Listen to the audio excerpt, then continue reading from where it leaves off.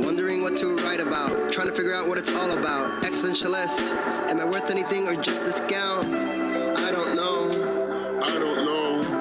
I don't know. Spending time all alone, sending my songs through the phone, dreaming of a better home, while focused on trying to hone this craft, witchcraft. I hope the brujas let this last. I don't know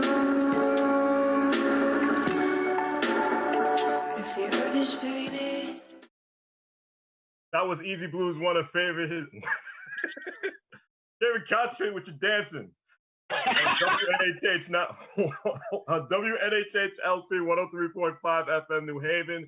Behind the brand, myself, Prestige, and my partner in crime, Long Island Rays, Elm City made Easy Blues is in the building. Easy Blues, you are better than introductions more than me. Who do we have here today? Ladies and gentlemen, once again, I'm going to ask you to put your hands together unless you're driving, because you're driving, you keep your hands at 10 and 2 on the wheel. Please do not swerve, although this man is definitely completely and utterly deserves a good swerve every once in a while. Let's put our hands together for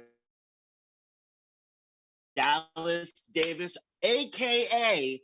the best real of me New Haven I'm saying in the world, because I think you should be big up that way. Okay, this man was on HGTV. That's how dang good he is at his job. Not only that, but this man gives back to the community, understands how important the community is. Today, just today, he's like, hey, I know I've got a really important interview with you guys, but first, I'm gonna go to my favorite community coffee spot, get myself some coffee so I can be fully caffeinated for this interview. Dallas Davis, how are you doing, brother? Hello.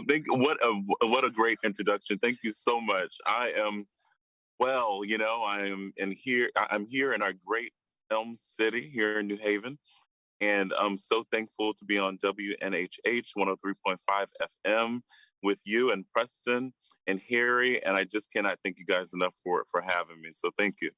I'm doing good. How are you guys? I'm doing great, man. I'm doing great. It's good to see you after a long time.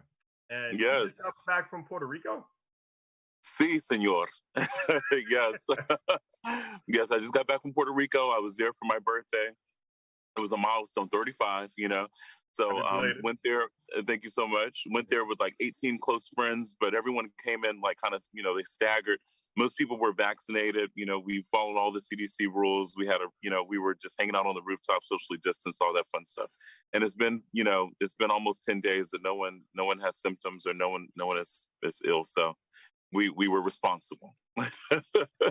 Definitely. You had some responsible folks. Awesome. Really and happy belated birthday once again. Now, you Thank started in Texas. That's your home state. Now, tell me just a brief summary about your transition from Texas to Connecticut and why you made Connecticut your. Well, I must tell you, yes, I did. Military brat, so born in Germany. I know Dustin and I were talking about that a little earlier. A military brat, born in Germany, and then moved to Texas. So I consider Texas, to be home.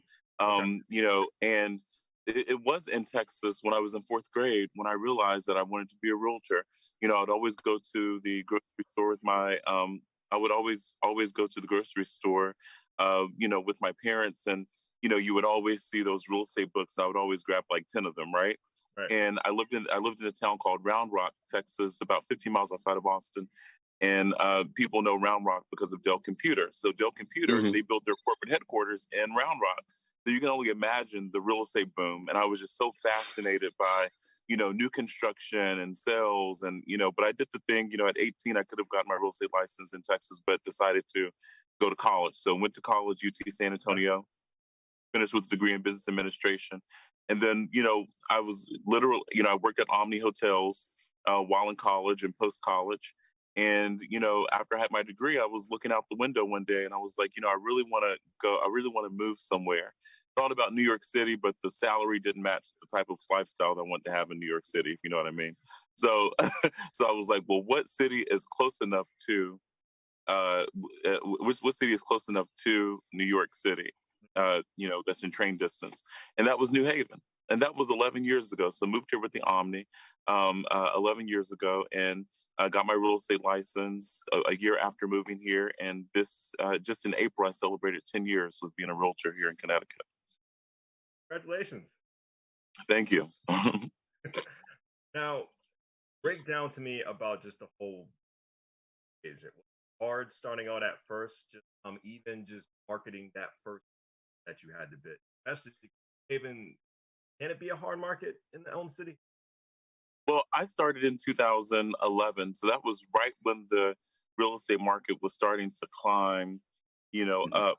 But people were still so nervous about purchasing. A lot of people were not getting mortgages because of the, mortgage crisis that had happened in 2008, and that had rolled into 2011, Preston. So, when I started, I was, really had this facade that, I'm going to sell houses like every day. It's going to be great. First of all, getting my start, it took about 90 hours of principles and practice with the state of Connecticut. Doing that, of course, you had to pass the test, the state boards, the national boards. Passed all of that. That just took a lot of studying, flashcards. Trading in dance parties for study parties, if you will. So, but when I started, I was really hoping to sell, but I became the rental person, the go-to rental guy.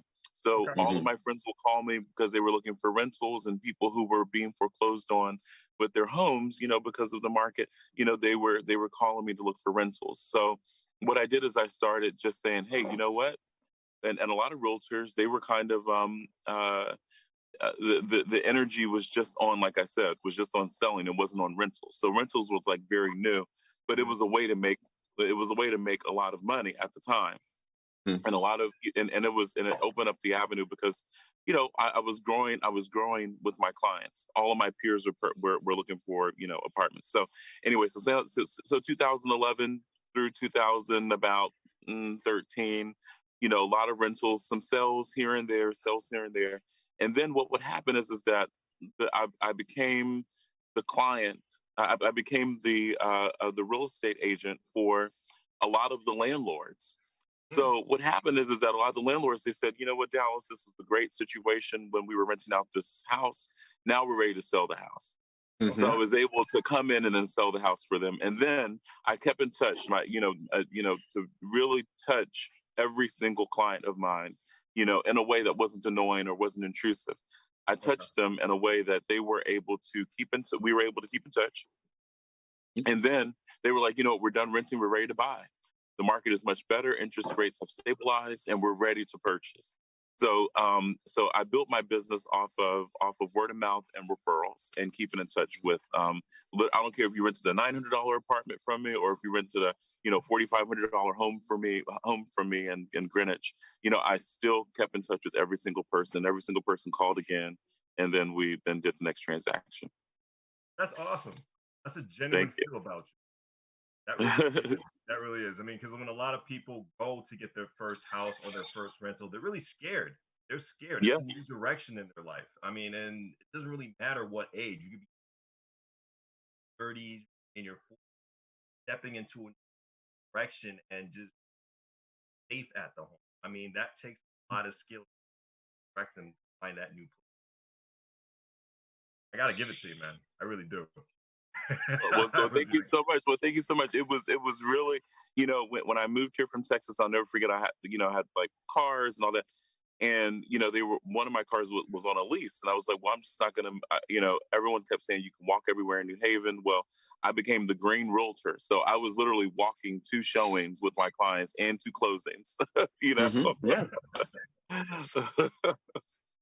Well, I think that's one of the most incredible things, and this is what I really love about your story, and I hope what everyone is really, really paying attention to. No matter what, no matter the amount of schoolwork, no matter the amount of times that you sacrifice, the dance party for the study party, it is your human connection that continued to move you forward. You saw a situation, you thought it was going to be like, point A, and it wound up being point B, but you understood it was just as valuable. And really, that's what built your brand. And that's why we're here. That's why this show is here, to let people know the person behind the business itself, you know, and how important that person is, especially as we move forward in this new digital society that we currently are living in. That interpersonal connection is gone. And I love the fact that you are the success story for how important that interpersonal relationship is. So thank you. And no, thank you. Yes, it really is because, you know, all in all, I feel like people don't like a salesperson. You know, people know when they're being sold. You know, and I think I like to consider myself a realtor who is, you know, not a licensed counselor, not a licensed therapist, okay, but is someone with whom I can, you know, have that connection with and help them make the best decision, the best investment decision of their life without them feeling sold. Dallas, what are the most important resources buyers should be using? And just The most important resource that people should use is a mortgage calculator. Now you can find that online. Okay. I always say what my mentor taught me at the Omni are the 5 P's, Delphin Ortiz. He says proper planning prevents poor performance. Okay. So proper planning prevents poor performance, the 5 P's. And I always tell my buyers, go online, Google it, you know, don't sign up for anything. 'Cause as soon as you type in mortgage calculator, you know, some lending tree will say, well, give us all your information. We can get you more. Don't type it, just bypass all of that. Find the mortgage calculator. See how much it is that you want to spend monthly. Sometimes it's not always about, you know, what the overall pre-approval amount is for. You know, even though you're approved for like, you know, 500,000, you may say, oh, I only want to spend, you know, $2,500 a month. Okay. So what does that look like in terms of how much money is going towards your principal, how much money is going towards your interest? You know, if you have friends over, you don't want to be house poor. You don't want to ask your friends, okay, everyone bring toilet paper. You know, you want to make sure that, you know, that you have, you know, that your lifestyle doesn't change. So I say one of the most important resources for sure is the mortgage calculator. And once you have that mortgage calculator, you know, another thing is you're able to see, well, how much money do I have to bring to as a down payment? Is it 3%? Can I afford to do 20%? You know, what does that look like in terms of my payments? Do they fluctuate? Do they go down? Another great resource, of course, is a great mortgage broker. The mortgage broker will guide you through every step. You know, don't just go with one mortgage broker. Don't just, you know, interview one mortgage broker. Make sure you interview about 3 or 4, because if you get a lower rate from one mortgage broker, you can go to the other mortgage broker that you may have had a better rapport with and ask them to match that rate. And then the key resource, you know, like I say, is, you know, of course, the realtor. You know, you want to make sure you have a realtor who's in your corner, someone who is known to close, and that's my motto. Dallas is a closer. So I always say that these are just things that, you know, these are the 3 resources that I think everyone should use, because once you know how much you want to spend, what your monthly cost is, then the fun starts. You know, we start looking at houses, we start negotiating, getting into bidding wars. But most importantly, we make sure we win the bid for you. awesome, awesome, awesome. One thing that really is awesome is, now, how did you get Oh, to yes. that opportunity? How did that lay in your lap? That laid in my lap by pure, I mean, literally, you know, I I was home in Texas for the winter. I was watching HGTV, and all of a sudden the credits, you know, started going on. I was like, I really want to do the show House Hunters, and I was watching House Hunters on HGTV, and the credits started to flash. And then I memorized the like one of the producers' names, looked up the producer's name, and ended up sending them an email. You know, and they were just, and at that time I didn't even have a client who wanted to be on the show as of yet. I was just like, you know, sent them that email, but I did have in my mind someone that I wanted to use. I was like, this will be really great, but I was like I said, I'm not like a salesy person, so I was like, you got to come to me, blah blah blah. So anyway, so I memorized their name, looked them up, sent them an email. They said yes, you know, let us know when you want to move forward. They emailed me back in 10 minutes, headshots, you know, all that fun stuff. I sent them, and then next thing you know, I get back to Connecticut and I get a phone call from my friends Eric and Nancy. Shout out to Eric and Nancy with Good House Blue Moon. So they basically they called me. I'll never forget, and they were like, "Dallas, can you come over for dinner?" Went over for dinner. they said, "Hey, we're looking to buy a house," and they were Goodnight Blue Moon is the name of their band. Goodnight Blue Moon. It's a bluegrass band. They're fabulous. So I was like, okay. So as soon as I'm leaving, they're like, and what about HGTV? And I said, oh my goodness. I said, I have the email from the producers. If you guys want to do the show, we should totally do it. They, they live in New Haven. They love New Haven. And the theme of the show was that they were basically trying to find a space for their band. So we were able to find this amazing house, which is in Fairhaven Heights. And they have like this great, Oysterman's home. Colonial was gorgeous. But and they did their audition too. They sent in their headshots, and we were all able to be approved for the show. So that was literally one of the best moments ever. Was being on that show. But literally, and I thought about them. I literally thought about them. Let's just say you have to watch your thoughts too, because I was like, wouldn't it be great? I'm like, I really want to promote my business, and they want to promote their band. So it's not like I'm just looking out for me, but I was also thinking about them as well. So that's how the show came about. And, we love it. And HGTV, I have been in touch with them about another project. So stay tuned for that. All right. Let's make that 2 other projects. We'll have a conversation off air. Yes. No, but see, this is what I want the listener to really, really understand. That there have been these stories, and we hear them from the celebrities, the $20 million check that, was in Jim Carrey's wallet that he wrote for himself. You went out and you did that. You followed that step, and you're like, if I put the energy into this and I go about this, it will come to me because I'm working it the right way. I'm not doing it for personal gain. I'm doing it for that aspect. I mean, Prestige and I, we do that on the regular basis on this show because no one really knows who we are. And all of a sudden we're booked out until August, and I don't know why. All right. I don't know why either, Dustin. Dustin, I don't know why either on WNHHLP 103.5 FM New Haven, myself, Prestige, and my partner in crime, Long Island Rays, Elm City, Dade, East, building East. Question, my apologies. Well, no, but that's the real aspect is, you go out there, you take these chances, and worst case scenario, there's the no. And everyone's so terrified of the no, but if you don't ask, that no is already there. So it doesn't change. Going and making that attempt and putting it and trying to hit that home run, it doesn't change your every single day, but everyone is so terrified that it will.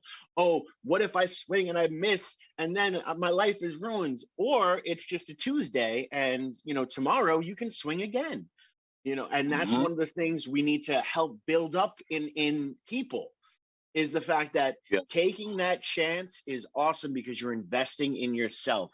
We see this meme going around the interwebs, $900 to invest in your own business. Oh, I can't afford that. But hey, that iPhone 13, that's all purple. That's dope.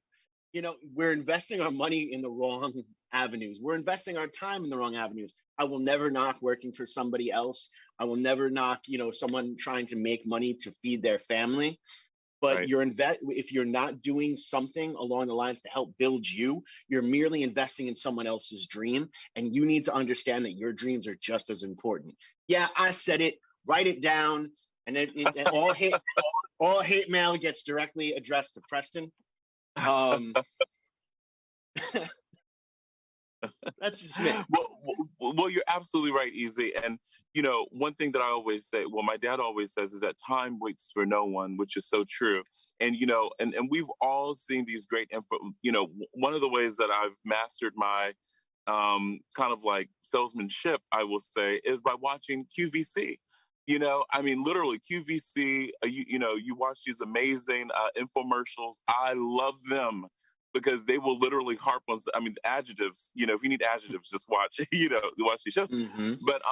But another thing too, to always think about is that how many times have you seen that infomercial and you see something that's so easy and you're like, why did I think about that? Or I had that idea only if I would have. I do not want to live a life on should have, would have, could have, and being in the position that I'm in with with being an independent contractor, I have to turn, a hello, I have to turn a good deed or, just being an honest person into a transaction to further, be a great citizen of the world. And I always say that. So, time waits on no one. So that's why I always say, just ask those questions, even if they're no.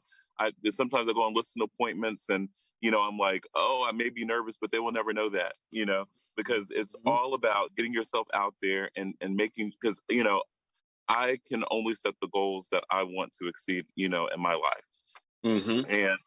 And they're big goals, and it requires big commitments. Definitely. No, it's true. Big commitments. Mm-hmm. And to be almost fearless, because taking those big commitments, it's terrifying sometimes, and I understand, especially those people who have worked their whole life, who have told, if I do A, B, C, and D, E will come to me. And they're on the C aspect, and they've been working that C element for 15 years, and D just doesn't look like it's coming around the corner. And then they hear a story like yours, and are like, hey, maybe my that D aspect was, this is my dream. It's time that I invest in myself and invest in my dream. And that's so important, especially if 2020 showed us nothing. It showed us that you can go out and do it. I mean, there is an entire industry now that are content creators that literally sit on their phone or on their computer, like we're doing right now, and give their filtered aspect of their experience of life. And now they're creating empires. Right. People can do it. People just need to believe in themselves and understand that investing in yourself is one of the most important things out there. If you're not going to invest in you, who is going to invest in you? That's so true. And and I always encourage, especially when if people feel stuck, if they feel like something's missing, if they feel like discouraged, or they've been there, done that, seen it all in their city, or where they are from. Everything was picture perfect in Texas. I mean, literally, families there, jobs galore, big business, like you name it. Like, I had a great experience in Texas, but I was like, something's missing. And I think it was my location. So I always tell people, don't be afraid to leave, check out a new city, even if it's for 3 months, 6 months, a year. See how the other part of the world lives. I think one of the best decisions I made was moving to this great city of New Haven. At first I was like, oh, I'm going to stay here for a year, then I'm going to move to New York City. But it's the people who really stole my heart, here. So, and the great businesses, and just, really, I mean, I've just had a great experience. But, like I said, I think I would have probably just had a one-track mind on how things get done. But now I have like the East Coast mind on how things get done, and just being able to meet people from all around the world, just with being in our great city, the Elm City, So I always say, explore, get out there. And another mentor, she told me, she says, Linda Alvers, who used to run Mary Kay, she said, you know what, you can always come home. I was like, oh yeah, you're right. You can't always come home, Sure. And like you said, when your back is pushed up against the wall, easy, like you said about Corona 2020, you will make it work. You will make it work. How'd you make it work, Dallas? How'd you make it work when March 2020 hit the door? How'd you make it work? It's really hard to do what you do last year. It was so hard. Let me tell you, during my very first career, during the beginning of my career in real estate, one had to learn to become a fiscal conservative. If you didn't want to, if I wanted to do real estate full time, I had to be able to okay, the market could crash tomorrow, and a lot of the realtors, and a lot of the realtors who had gone through that, they were very adamant about, thankfully we did what we had to do, so that now we're kind of like, we can take our vacations during this downturn because we know it's going to turn around. And they were like, wouldn't you want to be in that position? I was like, yeah, I really do. So saying all that to say, when 2020 hit, I was like, I was, it was so weird. It was like, I was like, okay, well then what does this mean for real estate? Does this mean that they're going to tell realtors that we can't do our jobs anymore, that we can't go into people's houses, that people can't come into, Mm-hmm. or buyers are going to be like, no, we're not going to go into a stranger's house, right? I thought, Mm-hmm. I thought it was, I didn't even know if we were going to be considered an essential worker. Uh-huh. And I was only sad because I was like, I really love what I do. So I was like, I'm just be Mm-hmm. sitting here, just, I mean, like, yeah, great to be responsible, but at the same time, I'm not going to have anything to do. So when they deemed us an essential employee, I'll tell you quarter by quarter. I'll never forget. It was January hit February. March happened. It was like I had a couple closings coming up in March. Two of my clients who were supposed to close both got COVID, but they still were adamant about closing. So they had to do their closing from the car. The attorney had to go to the car, had someone pick up the paperwork. I mean, it was a lot, right? And then April 1st, got a call that I had to fly back to Texas because my grandmother passed away. It wasn't due to Oh my COVID, goodness. Sorry. but oh well, thank you. So that happened, and then I got back, and then it was, I mean, it was a booming market. Mm-hmm. Everyone who, we found that people who were willing to sell were getting much more Mm-hmm. for their houses than they expected because inventory was extremely low. We found Mm-hmm. that, yes, some of the reports said that, this is a huge crash, a financial crash. I was like, well, where people get, but people were hoarding money before they were all ready to Mm-hmm. purchase, and then once the interest rates went down, they were like, Right. let's go. you know, and that's what I'm experiencing now, still into 2021. Is like it's still a Mm-hmm. very, very hot market. All of my sellers have sold their homes for, $20,000 to $50,000 above asking.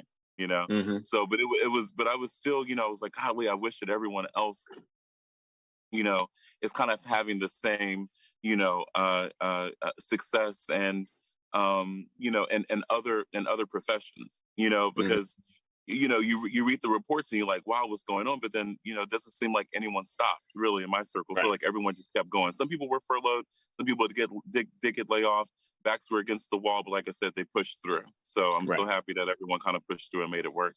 But it was a very interesting year. I went from, I don't know if we're going to be able to show houses to, okay, we can't show enough houses. Mm-hmm. Well, I think that has a lot to do with, one, the pandemic itself, where everyone starts to reevaluate what is actually worth to them. Why are they holding on to this money? Why haven't I given unto myself, especially after a couple of months sitting at home alone or with your family. You're like, hey, I think I want to move out. All right. Yes, Same. yes, yes, and then my phone started to ring, Mm-hmm. and I kept seeing 917 as the area code, or 212, and I was Wow. like, Mm-hmm. okay. And at first I thought it was a scam likely call, you know what I mean? But Of they course. were New Yorkers who were calling, and New Yorkers were Yeah. calling, and I was so happy. It felt like, when we did our report, we found that most people who are moving to New Haven County, New Haven specifically, are moving from Brooklyn. And Oh. and a lot of people, so we have a lot of Brooklynites who are in the house. I'm so excited. And then we also have people who, because I also serve Fairfield County, Mm-hmm. real estate needs in Fairfield County. So a lot of people are moving to Fairfield, are moving there from Manhattan. So I thought that was just, and in the month of June 2020, there were 19,000 address changes that were done in the state of Connecticut. So that is so big. I mean, I've been Mm-hmm. telling all my friends, like, you need to move to Connecticut. You need to move to Connecticut, and they're like, really? I'm like, yeah, you should have a summer place here. Just Mm-hmm. like really just see all that it has to offer. It's near New York City. We have the Arts and Ideas Festival. Just really big up in our city, Mm-hmm. and the new developments that's happening. And now everyone's finally like, okay, I think we're gonna move to Connecticut. You know what I mean? I'm like, all right, now it's expensive. Yeah. Well, and that's the whole thing is people don't necessarily. I'm a musician, so I understand people forget about Connecticut when you're in between two huge meccas of entertainment like Boston and New York City. People forget that there's a whole amazing land in between, and from a Yes. musical point of view, there is so much phenomenal talent, but Oh my also gosh.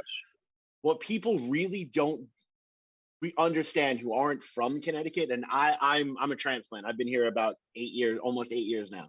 Um, the season changes Oh are my gosh. absolutely gorgeous. You Out of this know, world. go to Edgewood Park's Duck Pond in September and Hmm. just sit there and look at the trees and look at how beautiful life really Yes. is. And that's in the Yes. heart of a very busy city. Let's be honest. Right. Anywhere around, you're going to see, and you'll see every aspect of life. I'm not going to sit here and lie to people. You know, you'll see money change hands for amazing legitimate business. You'll see money change hands for the not so legitimate street business.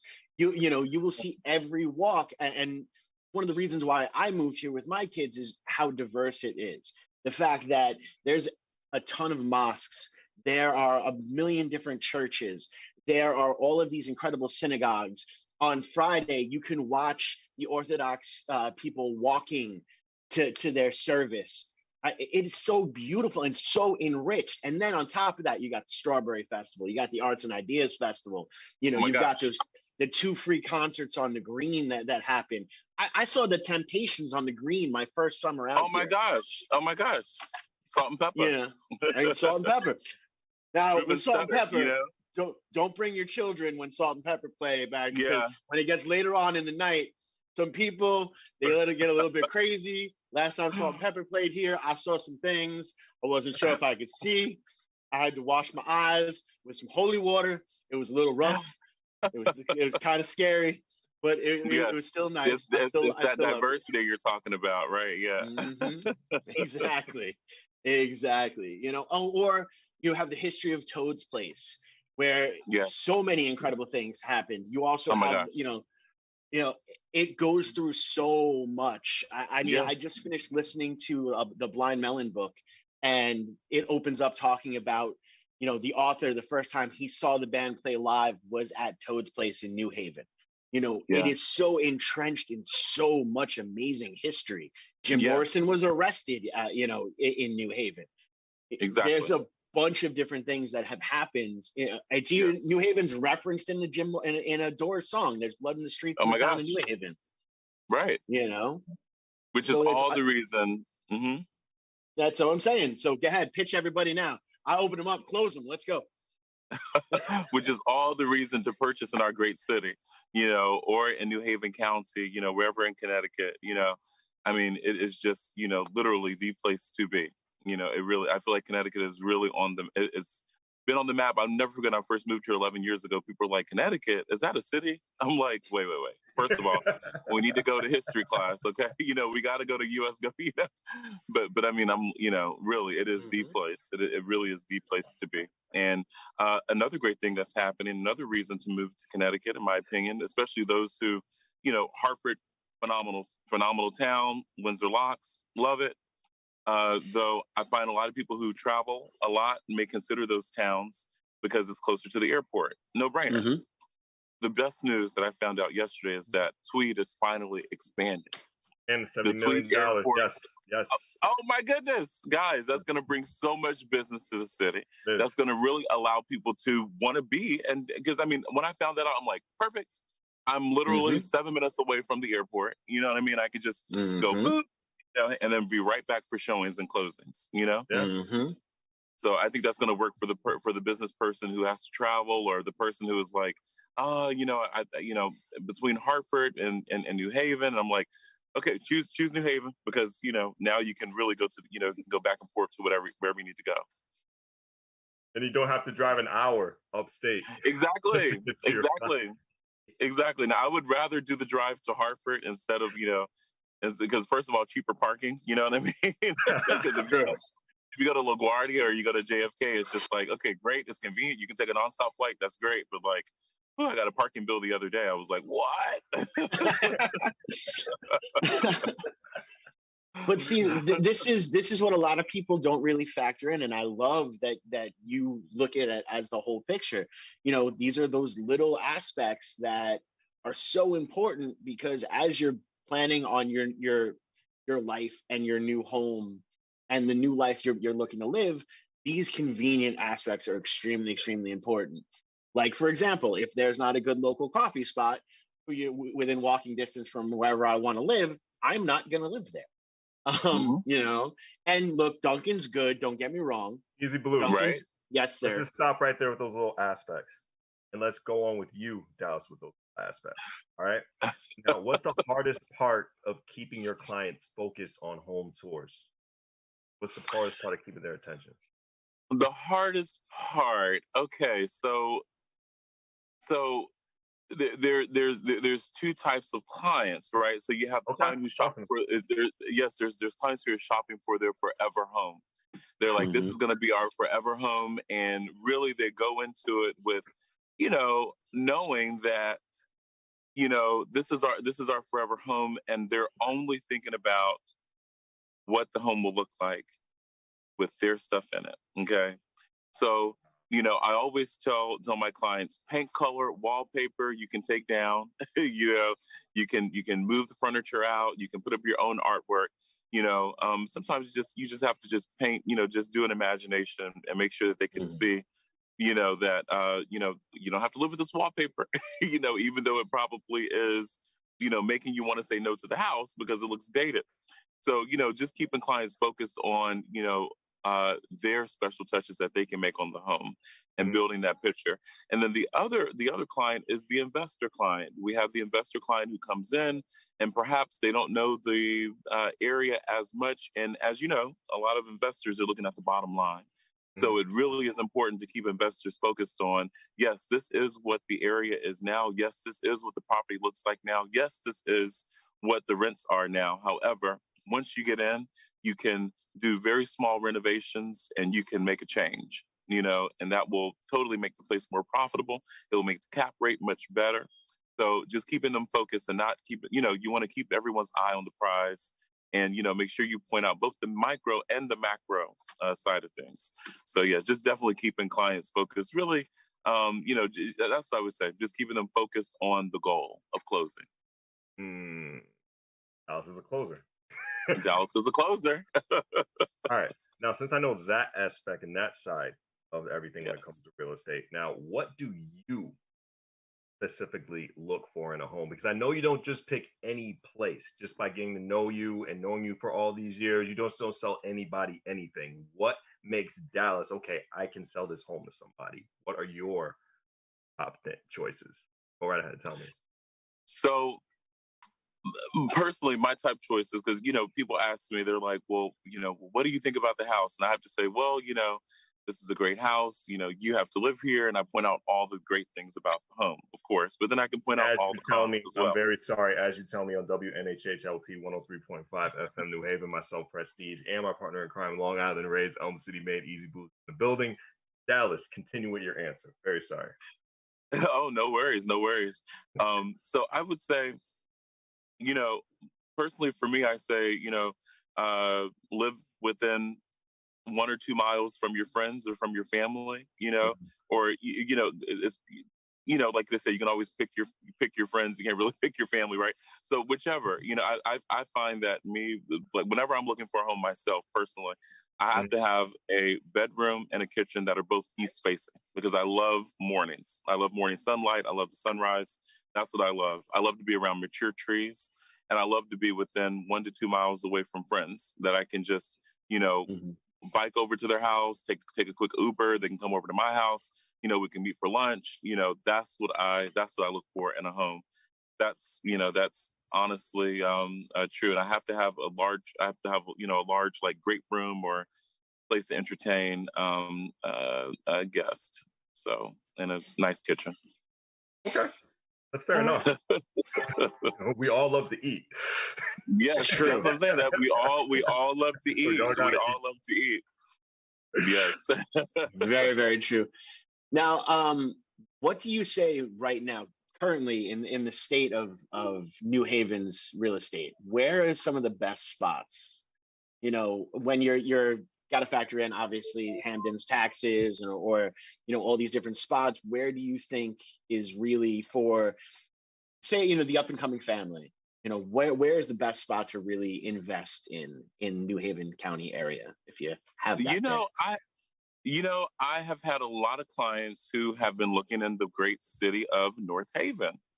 the great town of North Haven. North Haven is, really close to New Haven, probably about, at the most 10 minutes away. North Haven, I would say I love their taxes. They, have been known to have really good, a really good school system. And also Guilford. Guilford is so diverse in land. You could be by the water, you could be in the rolling hills, you could be kind of like countryside. So North Haven and Guilford, I do find a lot of clients who are looking more in that area. I too love Hamden. Yes, I love New Haven, of course. But I would say like I would say if I'm, talking about what towns people are gravitating towards in my market are Guilford and North Haven. You had a radio show here on the station. Tell me about that. It's the first time I'm getting to know about your radio show. Yes, okay. So more to come on that. We're doing some restructuring and kind of like getting it all together. But yes, more to come on that. Okay. All right. All right. You heard it here. Second. Boy, absolutely. We all do respect the blunt answers here on Behind the Brand. But are there any places outside of Connecticut you want to just expand your business? Is Haven just the final step? Because I know you've done so much for this city. Or are you thinking of somewhere like outside? Is there any place like, is this the end all be all New Haven? Will there be any more states Dallas is going to conquer when it comes? Oh yes, well, two states, two places that I love. Also, Martha's Vineyard, number one. That's like my favorite place to go in the summertime. Martha's Vineyard, Oak Bluffs, Edgartown, Vineyard Haven, of course, and Newport, Rhode Island. So those are the two states. Yes, both of those states have reciprocity to Connecticut. So whenever I'm not busy in New Haven, New Haven, I love it because it is a transient town. So everything operates off the school year, which is great. So in the summer times, I find myself on the Vineyard or I find myself in Newport, and I'm like, maybe I should go show a house or two, in my favorite vacation towns on the East Coast. So those would be the two that I would say look out for me there in both Martha's Vineyard and Newport, and expanding the business out to both of those states, Massachusetts and Rhode Island. What I love is that Connecticut does have reciprocity to both of those states. So I just need to get licensed and then start. I know the area. Yeah. Good question. Oh my God, you guys are the real deal. We try. He's the real deal. I'm comic relief. He's the real deal. I'm here to look pretty and tell jokes. That's what I do. Yes. Absolutely. But I do love Rhode Island. There are actually great picks, especially with the whole scene. It's very beautiful. And I really think a lot of places in Massachusetts are just really underappreciated. Sometimes I don't feel about New Haven. Because like when you just talked about it just earlier in this broadcast, just like when you leave Connecticut, people have their own perception. Like they immediately think you're rich. Yeah, they think like you have a whole bunch of mansions or anything. And you know what? That's actually sparks another question in my head when it comes to budgets. Because like everybody has this stereotype when it comes to New Haven, Connecticut. Oh, it's too expensive to live in New Haven. When you go in there, oh my God, don't you do it. You got to go to another city. What you are a professional.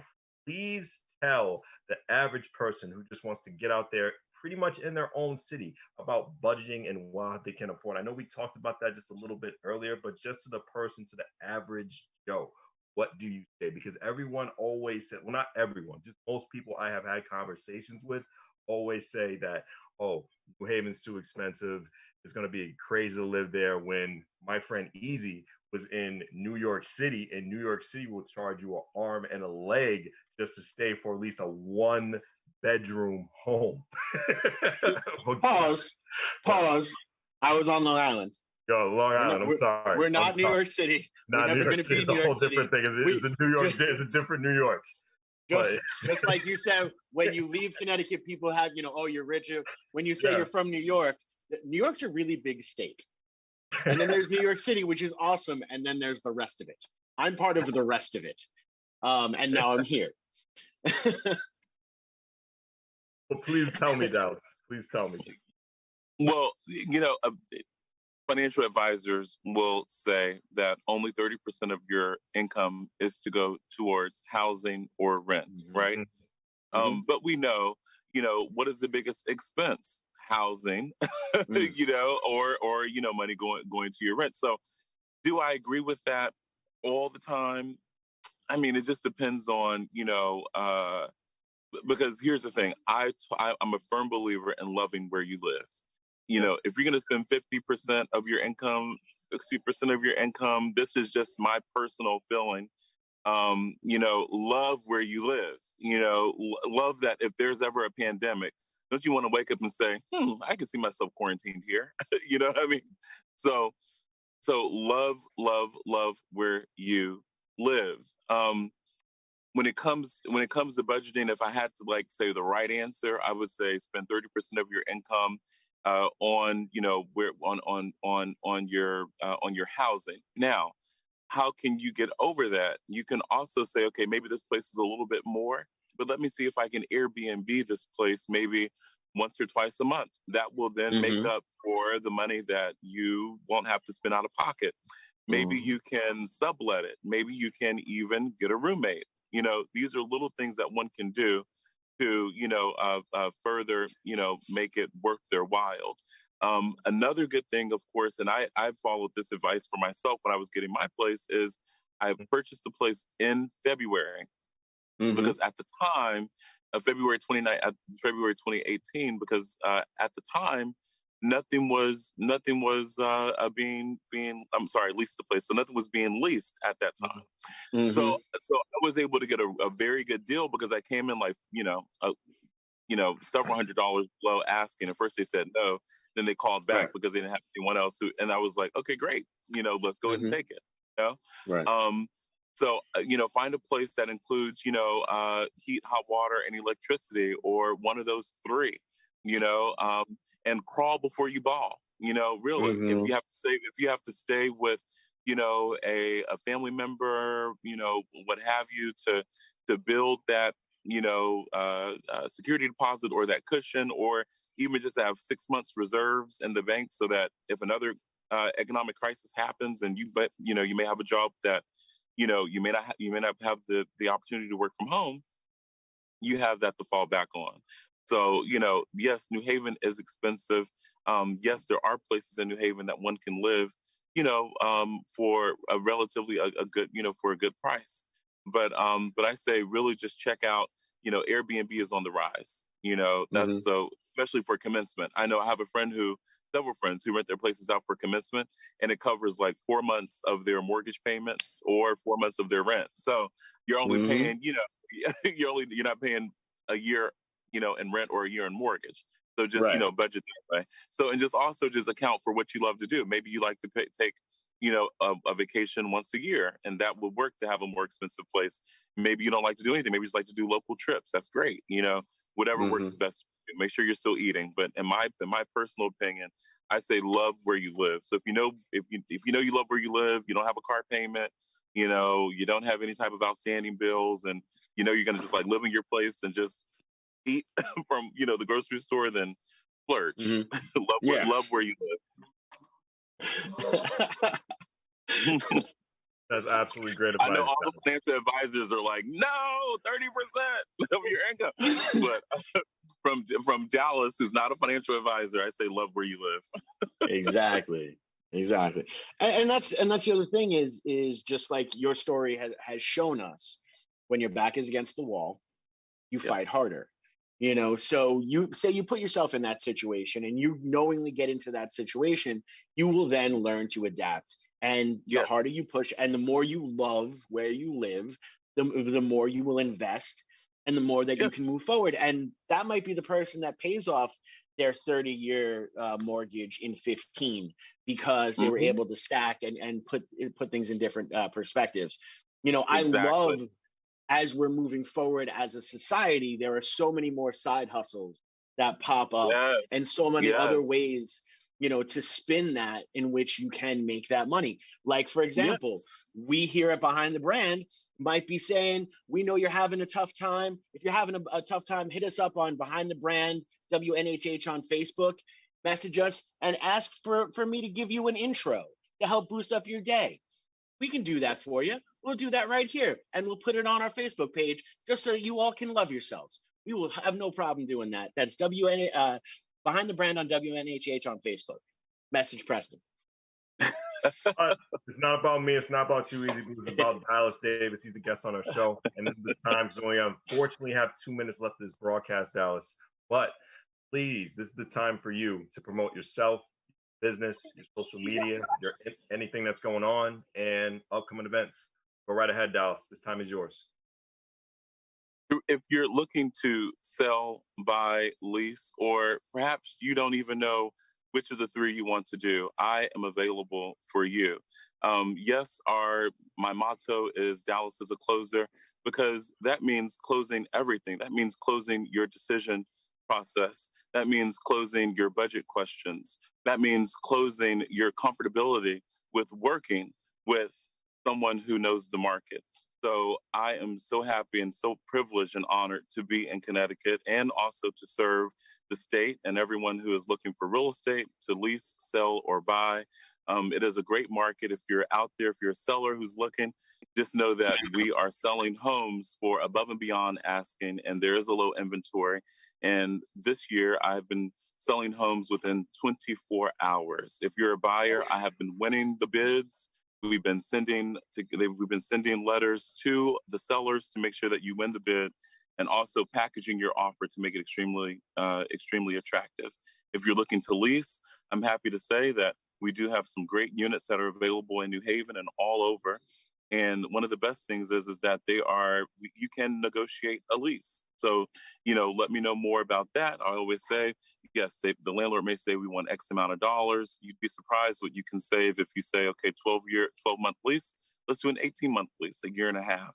So I'm happy to discuss all of that with you. I can be reached via my website, DallasIsACloser.com, or via email, dallas7@gmail.com. Thank you so much, Prestige and Easy, Mr. Dustin and Harry, and WNHH 103.5. You guys are really the real deal. Thank you so much, Dallas. Appreciate you on Behind the Brand. WNHHLP 103.5 FM New Haven. Thank you. Thank you. Thank you so much.